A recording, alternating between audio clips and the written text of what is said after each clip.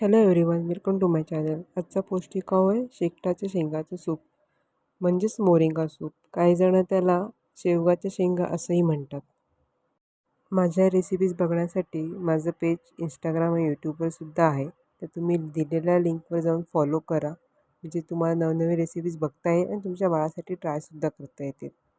तर इथे मी कुकरमध्ये तूप घातलेलं आहे. तूप गरम झाल्यानंतर जिरं, आल्याचा एक छोटा तुकडा, लसणाचा एक पाकळी, कढीपत्ता आणि शेकटाच्या शेंगा स्वच्छ धुवून घेतलेल्या आहेत. आणि त्यानंतर भिजवलेलं मुगाची डाळ ही टाकलेली आहे मी, आणि स्वच्छ धुतलेली कोथिंबीर.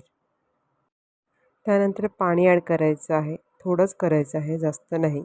आणि त्यामध्ये धणा जिरा पावडर, हळद, हिंग आणि तुम्ही गुळाची पावडरही टाकू शकता.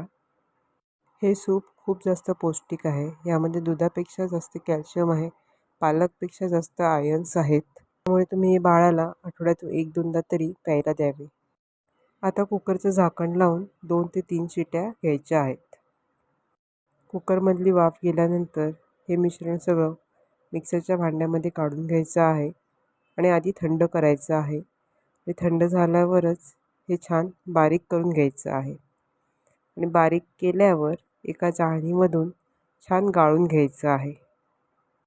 आता हे गाळून झालेलं आहे आणि रेडी आहे सूप. कशी वाटली तुम्हाला माझी रेसिपी? एकदम सोपी आहे आणि पौष्टिक आहे. तुम्ही नक्की ट्राय करा आणि मला सांगा. असंच नवनवीन पौष्टिक खाऊसाठी माझं पेज नक्की फॉलो करा. Thank you for watching.